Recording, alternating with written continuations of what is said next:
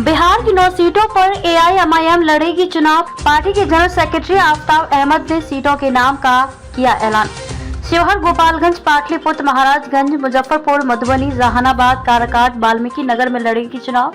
बिहार की 9 सीटों पर एआईएमआईएम पार्टी चुनाव लड़ेगी। किशनगंज स्थित पार्टी कार्यालय में सोमवार को पार्टी के प्रदेश अध्यक्ष अख्तरुल ईमान की मौजूदगी में प्रदेश सचिव आफ्ताब अहमद ने सीटों के नाम का ऐलान किया। उन्होंने कहा कि एआईएमआईएम पार्टी अगले 4 चरणों में होने वाले चुनाव में मजबूती के साथ अपने उम्मीदवारों को उतारेगी। उन्होंने बताया कि शिवहर, गोपालगंज, पाटलिपुत्र, महाराजगंज, मुजफ्फरपुर, मधुबनी, जहानाबाद, काराकाट, वाल्मीकि नगर या मोतिहारी में पार्टी मजबूती के साथ चुनाव लड़ेगी। उन्होंने कहा कि कुछ सीट पर उम्मीदवारों का चयन कर लिया गया है, जबकि कुछ सीटों पर बाकी है। उन्होंने राजद सुप्रीमो लालू प्रसाद यादव पर निशाना साधते हुए कहा कि राजद के द्वारा मुस्लिम यादव समीकरण की बात की जाती है, लेकिन सिर्फ 2 मुसलमानों को राजद के द्वारा टिकट दिया गया, जो कि दर्शाता है कि ये मुसलमानों के कितने बड़े रहनुमा हैं। वहीं प्रदेश अध्यक्ष अख्तरुल ईमान ने कहा कि हमने राजद के साथ उदारता दिखाते हुए 2 सीटों यथा अररिया और कटिहार में अपना उम्मीदवार खड़ा नहीं किया, लेकिन बीजेपी हमारी गर्दन काटना चाहती है और राजद हमें गुलाम बना के रखना चाहती है। उन्होंने कहा कि आगे जहां जरूरत पड़ेगी वहां पार्टी चुनाव लड़ेगी। वहीं उन्होंने किशनगंज सीट पर चुनाव जीतने का दावा किया है। पत्रकार वार्ता में आदिल हसन सहित अन्य लोग मौजूद थे। 9 सीटों का हमने ऐलान किया है आज। शिवहर, गोपालगंज, पाटलिपुत्र, महाराजगंज, मुजफ्फरपुर, मधुबनी, जहानाबाद, काराकाट और वाल्मीकि नगर और मोतिहारी में कोई एक। यहाँ का जो चुनाव हुआ है दूसरे चरण में, क्या उम्मीद बताते हैं सर, कितने जीत को लेकर के आप लोग असर? नहीं, यहाँ सीट पर तो हम आशान्वित हैं। जिस तरह से रिपोर्ट आ रहा है कि भारी वोट मिले हैं, लोगों ने पिछली बार सपोर्ट बड़ा अच्छा किया है। अब बाकी चीज़ तो अल्लाह ताला के हाथ में है। जनता ने अपना फैसला किया है, अब बक्से में बंद है। अब तो 4 तारीख का इंतज़ार है, लेकिन रिपोर्ट अच्छी है। क्या नाम हो गया आपका? Engineer Aftab Ahmad, general secretary. 3rd phase तक हम सिर्फ अख्तरुल ईमान साहब को एक ही सीट पर इलेक्शन लड़ाएंगे, किशनगंज में। तो उस बात पर हम लोग कायम रहे और 26 अप्रैल के पहले हम लोगों ने कहीं भी किसी कैंडिडेट्स का ऐलान नहीं किया और सिर्फ अख्तरुल ईमान साहब का इलेक्शन हुआ यहाँ किशनगंज से। लेकिन इस बीच में जो हमें बड़ा ख़राब तजुर्बा हुआ, ख़ास तौर पर बहुत दुख भी हुआ कि जब इलेक्शन के दिन लालू जी का वीडियो जारी हुआ और उस वीडियो में जारी करके लालू जी ने ये कहा कि किशनगंज की सीट से आप डॉक्टर जावेद को वोट दीजिए। इसका मतलब ये हुआ कि लालू जी ये कहना चाह रहे हैं कि आप किशनगंज से अख्तरुल ईमान को हरा दीजिए। आप जानते हैं कि लालू जी से एक संपर्क रहा है अख्तरुल ईमान साहब का, 3 बार उनके MLA रहे हैं, इसलिए थोड़ी बहुत तो हमदर्दी और दिलचस्पी होनी चाहिए थी। लेकिन जब लालू जी ने आकर ये कहा कि आप अख्तरुल ईमान को किशनगंज से हराइए, तो हम लोगों को बहुत दुख हुआ। इसके पहले तेजस्वी भी आए और पूर्णिया में और दूसरी जगहों पर आके उन्होंने कहा कि किसी बाहरी पार्टी को आप इलेक्शन यहाँ न लड़ने दीजिए। बाहरी का मतलब है कि MIM एक बाहरी पार्टी है। हिंदुस्तान की हर जगह कितने स्टेट्स में, 15 स्टेट्स में MIM इलेक्शन लड़ रही है, वो एक बाहरी पार्टी हो गई। और राजद जब जाके बंगाल में इलेक्शन लड़े, राजद जाके दिल्ली में इलेक्शन लड़े, तो वो बाहरी नहीं है। तो ये रवैया जो इन लोगों का रहा है, खासकर इंडिया अलायंस का, जैसे इंडिया अलायंस भी कहते हैं, इनका ये रवैया रहा है कि अक़लियतों का वोट तो लिया जाए, लेकिन अक़लियतों को हिस्सेदारी न दी जाए। प्रमाण मिला कि उन्होंने 22 सीटें ऐलान की राजद वालों ने बिहार में, उसमें सिर्फ 2 मुसलमानों को उन्होंने टिकट दिया। MY समीकरण जब कहते हैं तो कम से कम बराबर तो देते, लेकिन हमें किसी से शिकायत नहीं है, हम किसी जाति बिरादरी के खिलाफ भी नहीं है। लेकिन अगर यादवों को आप 22 में 9 सीटें देते हैं और जब मुसलमानों को आप 2 सीटें देते हैं, तो सवाल तो उठता है ना।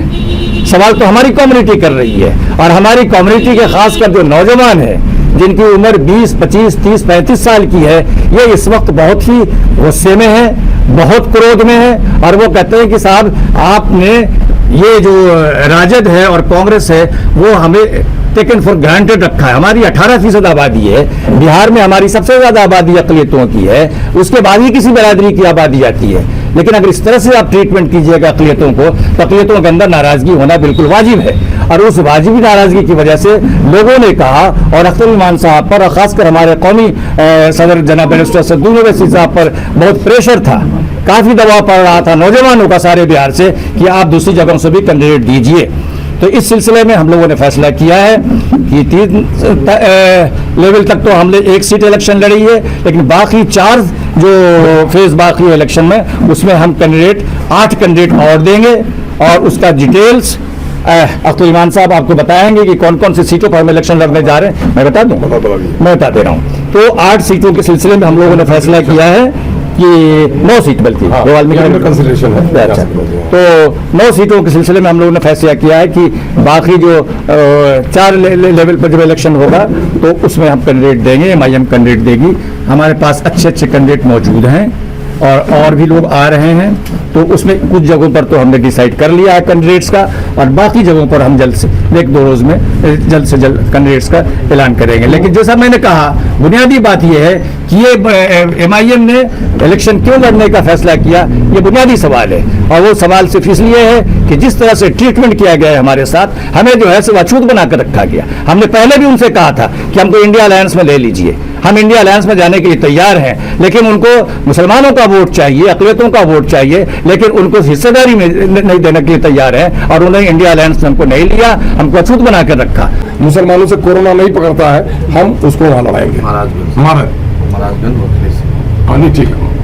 और महाराजगंज में अखिलेश सिंह जी के बेटे हैं जिन्होंने CAA के फेवर में मजमून लिखे, जो CAA में NDA को सपोर्ट करता है वो माइनॉरिटी का, दलितों का, वंचितों का वोट का हकदार कैसे होता है। हम लोगों ने ये देखा है कि इंडिया वालों ने मुनासिब कैंडिडेट खड़े नहीं किए, बल्कि ये जुमला, उनके अंदर का जुमला भी सामने में आ गया है।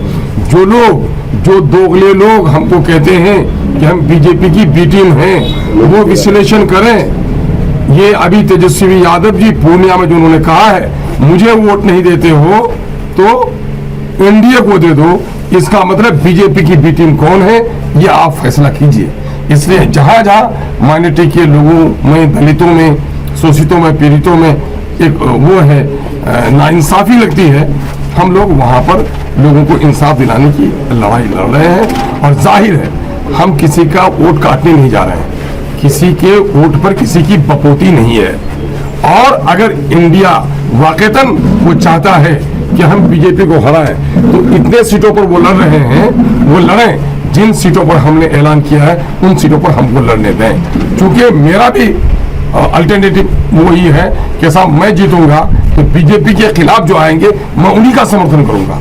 अगर आप बीजेपी के खिलाफ महाज बनाना चाहते हैं तो हमसे बेटर कोई नहीं हो सकता है, इसलिए हम पर इस तरह का आरोप न लगाएं, बल्कि हम जहां लड़ते हैं, अगर आपको वैसे हमको बराबरी में बैठाकर हमारे साथ समझौता करने में दिक्कत थी तो एक इंटरनल अंडर कंसिडरेशन कर लीजिए कि जहां हम लड़ रहे हैं वहां कम से कम वो लड़ने दीजिए। कि पार्टी अपने सवाबदीद पर फैसला करती है। आप तो ये समझ लीजिए, आप ये सर्टिफिकेट दे रहे हैं ना कि कांग्रेस और राजद को फायदा हो, तो जाहिर है कि बीजेपी से को हम लोग चाहते हैं ना। हमारी नीयत पर किसी को होगा तो हमने देख भी लिया ना, हमने टिकट नहीं देखकर इन दोनों के ईमान की आजमाइश कर ली कि हम उनको वाक ओवर दे रहे हैं, वो हमारे साथ क्या कर रहे हैं। बीजेपी से वो लड़ते दिखावे के तौर पर, हम तो पूरी मजबूती के साथ बीजेपी के खिलाफ लड़ते हैं। अगर मैंने उसको वाक ओवर दिया तो उनको भी मेरे साथ मरम्मत करनी चाहिए। तो बीजेपी तो हमारी गर्दन काटना चाहती है और ये हमें गुलाम बना के रखना चाहती है। हम सर झुका के जीने के आदी नहीं है, सर उठा के जीना चाहते हैं, इसलिए हम अपनी वाजिब हिस्सेदारी की बात करते हैं। बीजेपी से उनको जितनी नफरत है उससे ज्यादा नफरत हमको है, लेकिन हम अक़लियतों और दलितों की वाजिब हिस्सेदारी की बात करेंगे। तो जहां जरूरत पड़ेगी सर वहां अपना कैंडिडेट नहीं उतारेंगे आप ऐसे? अब आगे क्या करेंगे नहीं करेंगे वो हमारी पार्टी की अपनी हिकमत अमली होगी, उसके बाद